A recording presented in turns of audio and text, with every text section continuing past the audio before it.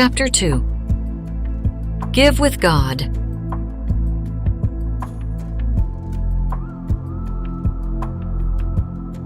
It is more blessed to give than to receive.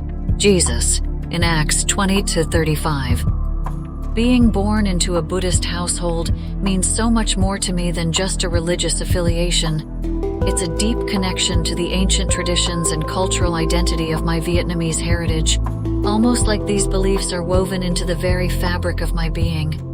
Growing up in Vietnam, where approximately 80% of the population practices Buddhism, I was immersed in a society where these traditions were prevalent, deeply respected, and cherished. It was not just a set of beliefs, but a way of life, influencing everything from our daily routines to our moral compass. My parents believed in Buddha, but our lives were so busy that we hardly ever reached the temple. They worked tirelessly to provide for our family, leaving little room for anything else, including our religious practices. I remember one particular visit to the temple when I was 12 years old. It was a sad occasion. Our uncle had passed away, and it was a time for our family to come together to mourn his loss and pay our respects. The atmosphere at the temple was solemn and peaceful. The smell of incense filled the air, and monks chanting added to the sense of reverence. Watching my family members pray and offer incense at the altar, I felt a profound sense of calm and reflection. Even though we didn't go to the temple often, those visits impacted me. They taught me the importance of pausing and connecting with something greater than myself, even when life got busy. It was a reminder that no matter how hectic things may be, there's always time to be grateful and honor the traditions that have shaped me. My mom, a quiet woman with a deep well of faith, never dragged me to temples or bombarded me with religious teachings, but her belief in Buddha, like the scent of incense on a gentle breeze, subtly filled the air around me. I learned the whispers of 3 powerful truths from her: love, compassion, and tolerance. These weren't abstract concepts. They were woven into the fabric of everyday life. It was in how she offered a kind word to a stranger, helped a lost puppy find its way home, and met anger with understanding. Some might call it karma, while others call it God's grace. For me, it's the simple truth that giving freely, without expecting anything in return, brings a more profound sense of peace and connection. It's not about multiplying good deeds by 10, but about the quiet satisfaction of knowing you've made a difference, however small. And maybe that's the most important lesson. True generosity often blooms when we give not from our abundance, but from our vulnerability. In those moments of stretching ourselves thin, of offering a helping hand when it might be easier to turn away, we truly connect with something larger than ourselves. This, for me, is the essence of faith. It's not about rigid doctrines or grand pronouncements. It's about the whispers of kindness that guide our actions and leave the world a little brighter in our wake. Back in Vietnam, the lunar calendar punctuated the rhythm of life. Every 1st and 15th day, a familiar hum filled the air. People flocked to the temples, their faces etched with hope and obligation. It felt ingrained in us from childhood. The more you donated, the more likely your prayers would be answered. It was a belief system as constant as the sunrise, almost like cultural hypnosis. But somewhere along the way, my faith took a different turn. It wasn't a dramatic shift, more like a gradual unfolding. I still hold the principle of giving and receiving close to my heart. It's like a cosmic boomerang. The good you send out has a way of circling back, bringing unexpected blessings. A saying stuck with me: give, and God will give you back tenfold. But for me, the true message lies in the act of giving itself, the act of letting go without clinging to the expectation of receiving. There's a special kind of power in giving when you have little to spare. It's easy to be generous when your pockets are full, but genuine compassion shines when you reach out, even when you're struggling. Maybe it's a kind word to a stranger on a lonely day, or a helping hand offered when it might be easier to keep walking. These small acts, fueled by empathy rather than abundance, are the whispers of faith that truly resonate with me. My faith doesn't promise a cosmic vending machine where good deeds translate into immediate rewards. It whispers a different truth, that God provides. Not always what we crave, but what we truly need. It's a quiet trust, a belief that even when life gets messy, there's a hand unseen guiding us through the storm. So, this is my faith. It's about giving with an open heart, trusting that the universe has a plan, and finding solace in knowing I am not alone. It's a faith that continues to evolve, shaped by my experiences and the whispers of a higher power guiding me through life's journey. As I grew older, I became engaged to my future husband. To be accepted into his family, I had to attend church Bible school and become a Catholic before his father would give us his blessing to marry. His father, a strict and devoted Catholic who was also a politician and a senator, required this of his children. I attended church regularly on Sundays with my fiancé's family and learned from Catholic practices, including the belief that the more one donates, the more likely their prayers will be answered. However, our relationship ended in a breakup. I realized that this was not in alignment with the teachings of God or Buddha, but rather with the teachings of the monk and the bishop. This realization led me to reevaluate my beliefs and the path I wanted to follow. Love was once the melody of my days, filling them with joy and anticipation. But that melody turned into a discordant screech when I discovered the painful truth about my fiancé. The man I thought I would spend forever with was a walking betrayal, shattering my heart into a million pieces. The pain was more than just emotional. It was a physical ache that seemed never to go away, a constant throbbing in my chest. How could something so beautiful turn so ugly? It felt like the very foundation of my beliefs was crumbling beneath me. I found myself withdrawing from everything, heartbroken and disillusioned, that I once held dear. Visits to the temple and church, which used to bring me solace, now felt empty and meaningless.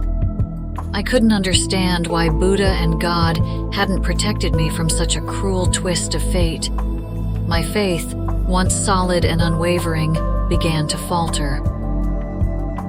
I traded prayers for plane tickets in search of healing and embarked on a journey of self-discovery around the world. During this time, while staying with a friend in Canada, I met Peter. His kindness was like a ray of sunshine, melting the icy bitterness that had taken hold of my heart. Our connection grew slowly and naturally, without any grand gestures or Hollywood romance. 6 months later, we were living together.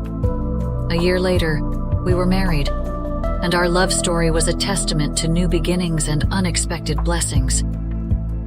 And then, the greatest gift of all arrived. Our 2 beautiful children, whose laughter filled our home with joy. Through Peter's steadfast faith, I was drawn back to a belief system I thought I had lost. His devotion reignited a tiny spark within me, and I began exploring my spirituality again. This time, it was different. It wasn't about blind faith or expecting miracles. It was about finding a quiet trust and belief that even in the darkest moments, there is a guiding hand. Today, my faith combines my experiences, losses, and love. It's a belief that anything is possible with God by my side. It's a foundation that holds strong through life's storms, a constant reminder that I'm never truly alone, even when I stumble. Faith can influence people in various ways, as it influenced me, impacting their beliefs, values, behaviors, and overall well-being. Here are some key ways in which faith can influence individuals. 1. Beliefs and values. Faith often shapes people's beliefs about the world, themselves, and others. It can provide a framework for understanding life's purpose, meaning, and morality. Faith can also influence values such as compassion, forgiveness, and gratitude. 2. Behavior and lifestyle. Faith can impact how a person behaves and lives. For example, it may influence their dietary choices, social interactions, and ethical decision-making. Faith can also motivate individuals to engage in charitable activities, volunteer work, or community service. 3. Coping and resilience. Faith can provide comfort and strength during difficult times. Believers may turn to their faith for support, guidance, and hope in adversity. Faith can also foster resilience, helping individuals bounce back from challenges and setbacks. 4. Health and well-being. Research suggests faith can positively affect health and well-being. For example, studies have found that religious involvement is associated with lower rates of depression, anxiety, and substance abuse. Faith can also promote a sense of purpose and meaning in life, linked to better overall health. 5. Community and social connections. Faith communities often provide a sense of belonging and social support. Believers may form strong bonds with others who share their faith, leading to a sense of community and connection. 6. Ethical and moral framework. Faith can provide a moral and ethical framework for decision-making. It can guide individuals in determining right from wrong and help them navigate complex ethical dilemmas. Every day, God grants us the gift of life and time. He listens to our prayers, our requests, and our needs. When we seek Him, we see a God who provides for us, not necessarily in the way we expect or want, but in the way that fulfills our needs. God's provision is not about giving us everything we desire, but what is essential for our growth, well-being, and journey through life. He knows us better than we know ourselves, and He provides us with pearls of wisdom and a love that surpasses our understanding. When we trust in God's provision, we learn to let go of our wants and embrace His gifts with gratitude. We begin to see that what we need often differs from what we think we want, and that God's plan for us is far greater than anything we could imagine. When we give generously and sacrificially, it's not because God lacks anything or needs our offerings. Instead, it's a way to express our love and gratitude towards Him. Giving is not just an act of obedience. It reflects our trust in God's provision and a source of increasing joy as we witness His blessings. God values our worship and recognizes those who come to Him with sincere hearts. He sees beyond the material gifts and looks at the intentions and motivations behind our actions. When we give with a heart full of love and gratitude, God takes notice and blesses us in ways we may not even expect. So giving is a way for us to align our hearts with God and participate in His work of love and provision in the world. It's a way for us to acknowledge that everything we have is a gift from Him and to show our thankfulness by giving back to others in need. This concept entails letting go of our egotistical desires and needs. It's about giving love without expecting anything in return and not chasing after materialistic wants to find satisfaction. Instead, it's about being present in the moment, finding happiness in simply being without needing external validation or possessions.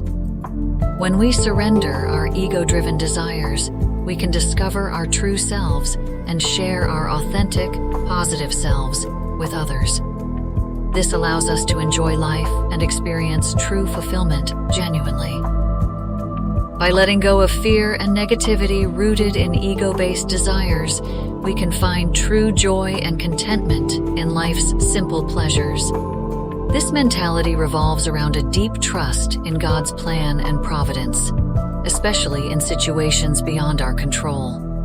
For example, when faced with the challenge of spreading the gospel to someone uninterested, it's about surrendering the outcome to God's will, trusting that if that person is meant to be saved, it will happen according to His plan. Similarly, when confronted with a bill that seems impossible to pay, it's about trusting that God will provide a solution, even if it's unclear how. This mindset encourages us not to worry excessively about things beyond our control, but instead praise God and have faith that there is a reason for everything that happens. It's also about recognizing that many things we often worry about are not essential in the grand scheme.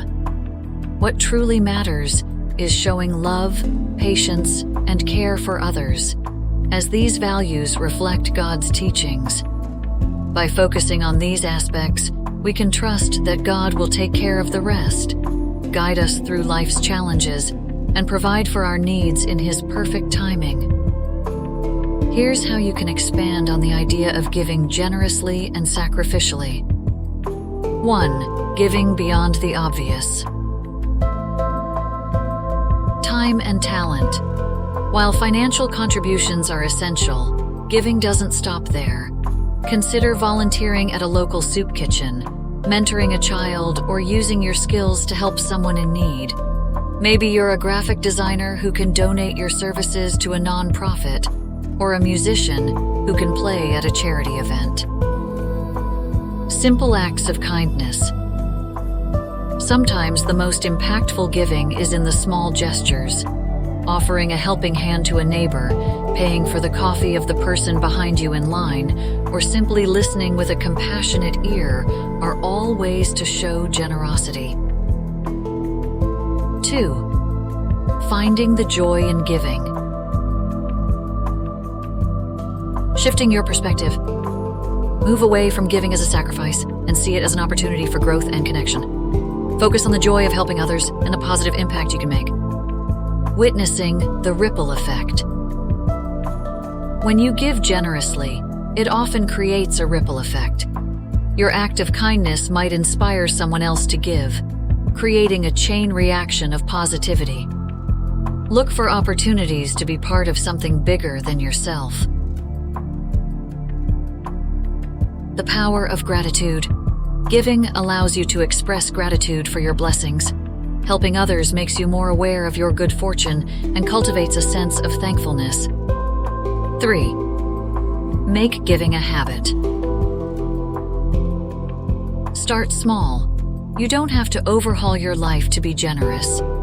Begin by incorporating small acts of giving into your daily routine. Donate a few dollars to a cause you care about each month. Volunteer for a couple of hours a week, or make a conscious effort to be kind to those around you. Embrace the unexpected. Be open to opportunities for giving that arise spontaneously. Maybe you encounter someone struggling with groceries. Offer to help them carry their bags. Perhaps you witness a random act of kindness. Pay it forward by doing something nice for the next person you meet. Giving as a family. Involve your family in your giving practices. Volunteer together, discuss causes you care about as a unit, and encourage your children to develop a generous spirit from a young age. Following these tips, you can move beyond simply giving and make generosity a core principle. Remember, it's not about how much you give, but the spirit of giving that truly matters.